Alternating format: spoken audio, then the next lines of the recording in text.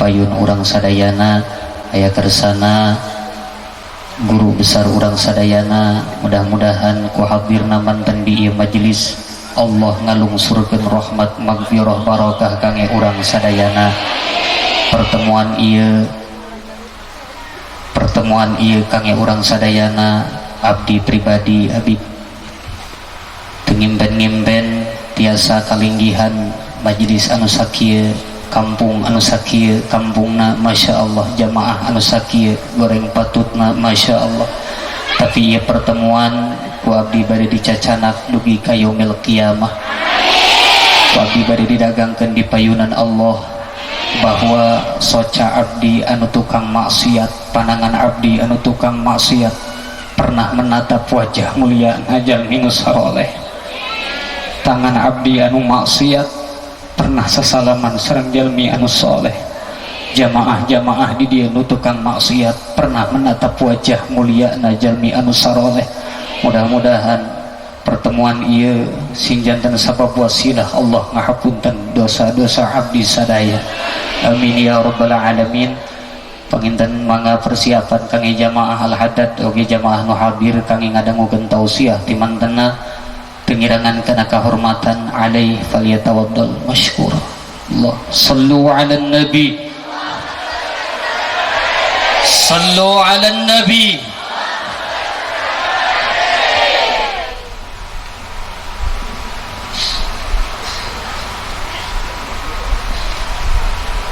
Assalamualaikum warahmatullahi wabarakatuh.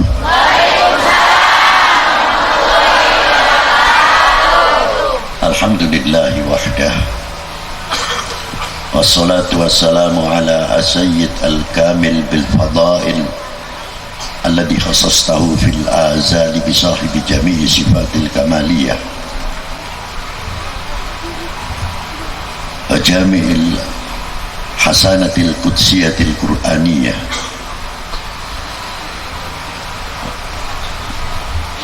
al-habibil alil qadril adimil jah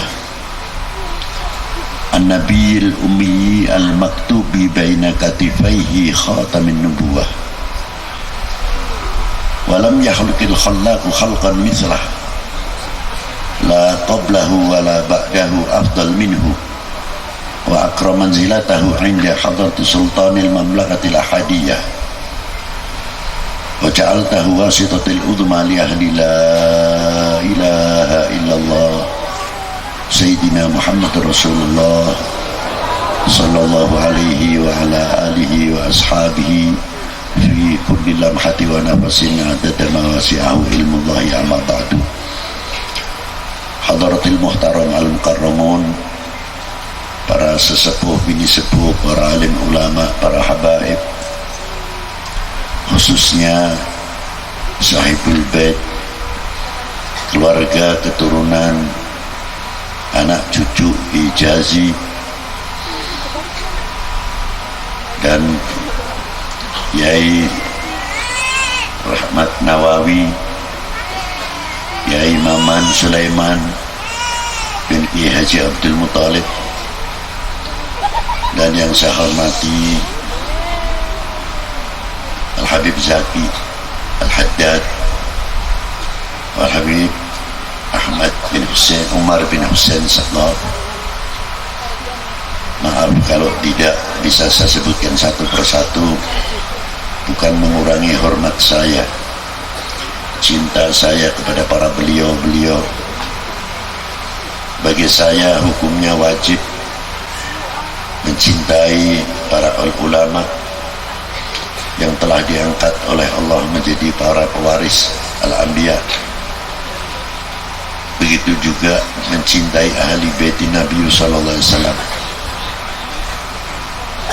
karena beliau itulah bagian daripada safinatun nuh, wa man raqibaha najah wa man takhallafa anha halak. Dan beliau bagian daripada pecahan bid'atun Nabi sallallahu alaihi wasallam. Dan yang saya hormati dan saya banggakan Bapak Bupati Garut, Bapak Wabub atau Wakil Bupati Garut, Forkominda, Bapak Dandim, Bapak Kapolres atau yang mewakilinya, Bapak Camat, Pak Dan Ramil, Pak Kapolsek serta jajarannya, Bapak-bapak dari instansi pemerintahan, sipil, TNI, Polri yang selalu kami banggakan,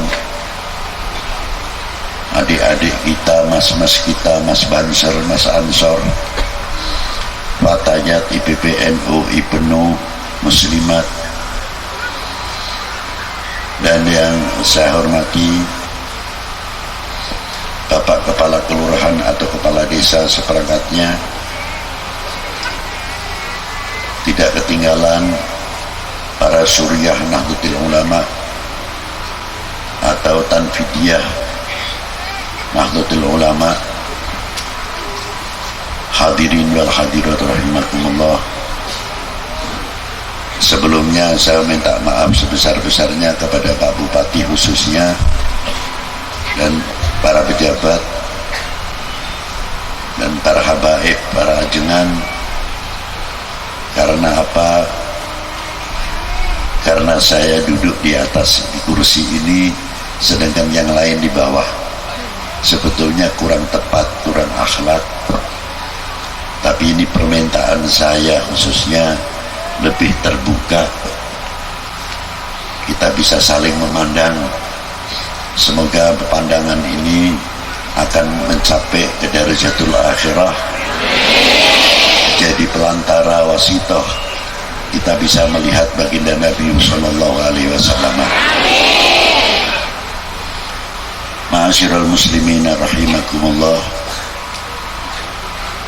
perlu kita ini meningkatkan pengetahuan, wawasan di dalam agama, wawasan di dalam bangsa, sehingga kita akan melahirkan intelektual, ilmuwan, cendekiawan yang telah mempersiapkan dirinya untuk regenerasi ke depan ini.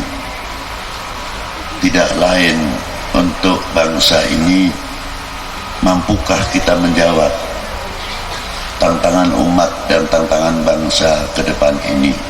Ini menjadi tanggung jawab kita semuanya dan tanggung jawab regenerasi muda-mudi untuk menyongsong ke depan. Pastinya memerlukan pembekalan sejauh mana kita mengenal tanah air ini, sejauh mana kita mengenal bangsa ini. Lebih-lebih kita mengenal yang menunjukkan menjadi pelantara yang agung. Kita kenal kepada Allah Subhanahu wa Ta'ala, sehingga kita mengerti mana yang wajib, yang mustahil, yang jaiz bagi Allah Subhanahu wa Ta'ala. Kita mengenal mana yang wajib, mustahil, jaiz bagi para rasulnya. Tidak cukup dari itu, kita mengerti taat kepada Allah, taat kepada Rasulnya, taat kepada para ulama, taat kepada pemerintahnya, negaranya, sehingga kita memunculkan, melahirkan lahiriah kita, difa'ul watan, bela negara.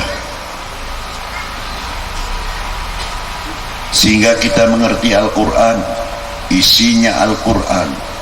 Quran bukan dogmatis, tapi Quran, kedohmanan yang ada di dalam Al-Quran sangat university dan sangat universal. Keuniversalannya Al-Quran, seandainya kita tafsirkan dari satu surat saja, mungkin akan menjadi berpuluh-puluh mujallad di dalam isi Al-Quran. Memang untuk mengurai isi daripada Al-Quran memerlukan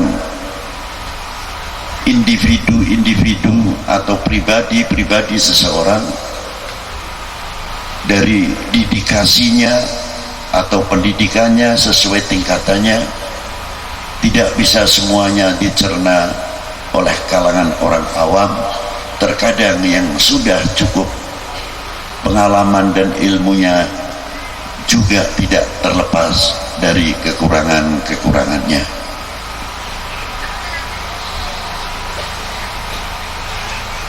Dan dari itu kita bisa membedakan mana yang hak, mana yang batil,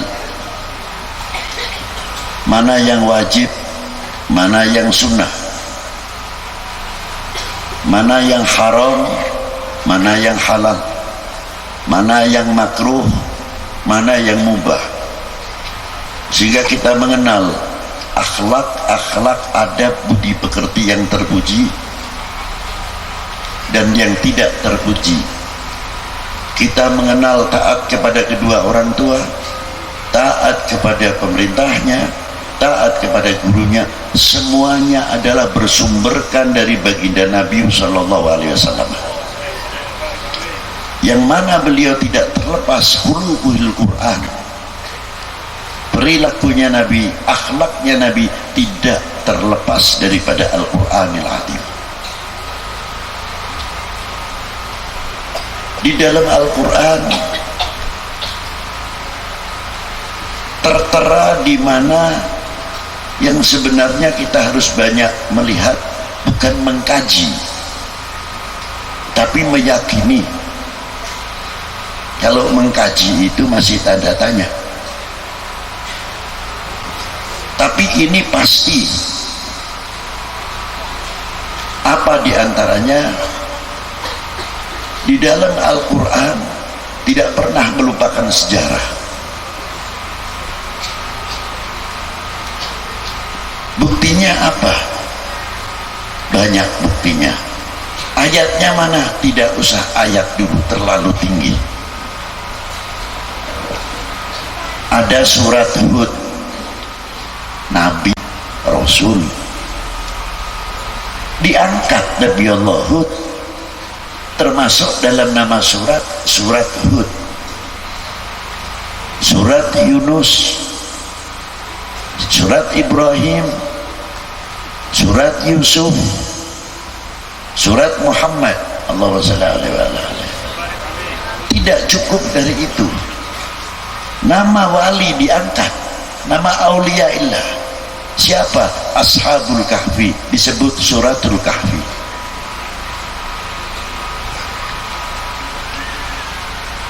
Wali perempuannya juga ada, tidak melupakan. Apa? Surat Maryam. Kalau kita mentolaah benar, belum membaca surat-suratnya, kita sudah kagum sendiri melihat nama-nama surat tersebut.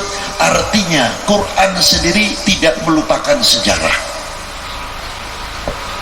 Luar biasa kan?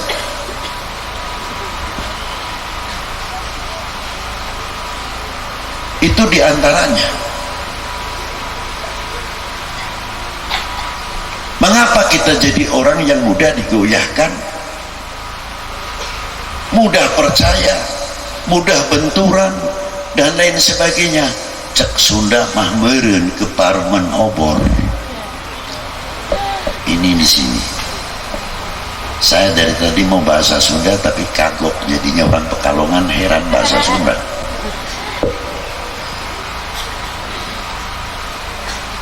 Kalau sudah ke parman obor, sebab lupa sejarah, meninggalkan sejarah, akhirnya tidak mengenal asal usul.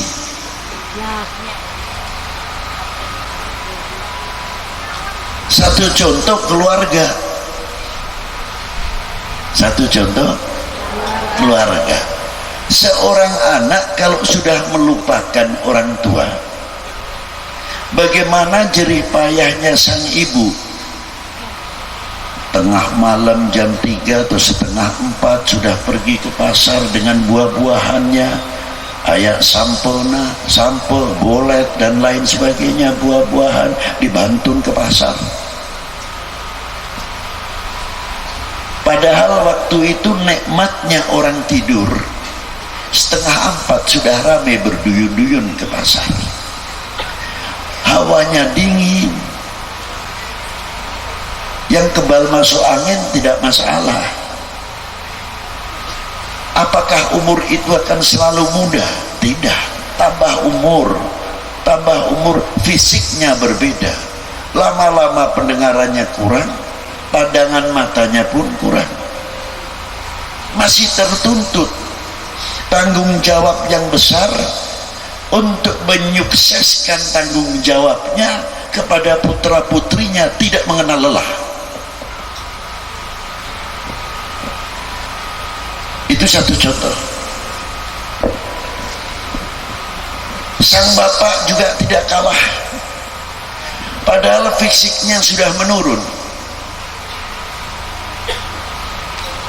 Untung sekarang ada istilahnya pakai doplak, toska apa itu, yang ditarik gerobak kendaraan itu, roda 2.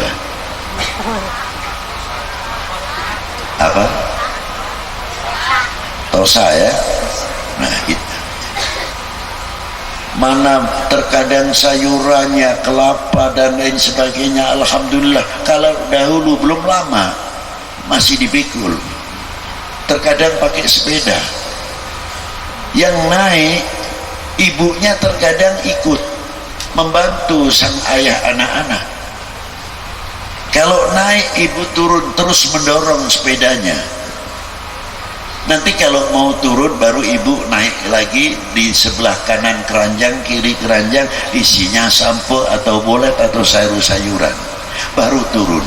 Nanti kalau sudah bapak ini tidak kuat mau naik lagi, cepat ibu turun ngedorong lagi. Kalau kita tanya kepada bapak-bapak itu tadi atau ibu-ibu, jawabnya apa? Beb, ya kalau tidak karena anak-anak ini, saya takut anak saya kelaparan, tidak makan. Saya takut kalau anak saya tidak sekolah, putus sekolah. Saya takut kalau anak saya yang di pesantren tidak bisa mendapat kiriman.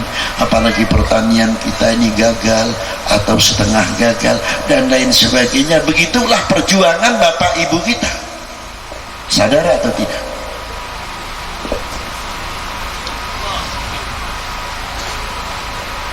Kalau musim halodo, musim kemarau di kota Pekalongan, saya bayangkan apalagi di sini yang naik turun. Jam 6 pagi bapak-bapak becak kita sudah keluar jihad untuk mencari nafkah anak-anaknya. Itu bagian daripada jihad, karena takut kalau anaknya bodoh, anaknya putus sekolah, kalau anaknya putus pesantren. Itu bagian daripada jihad fil keluarga.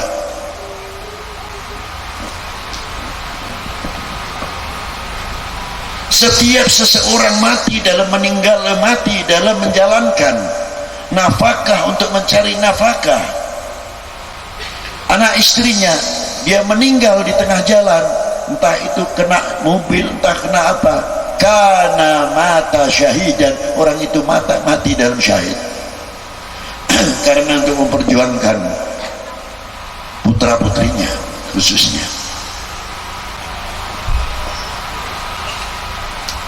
Coba, itu satu contoh. Itu sudah keluar bapak kita jam 6 pagi, uang pas-pasan 25.000 terkadang, atau 30.000 kasihkan ibunya anak-anak. Inilah yang penting, anak-anak bisa sarapan, untuk bekal sekolahnya dan sebagainya. Terkadang dia minum pagi-pagi saja, air tehnya masih dingin, terpaksa dia minum. Rokoknya rokok sudah puntung itu tadi.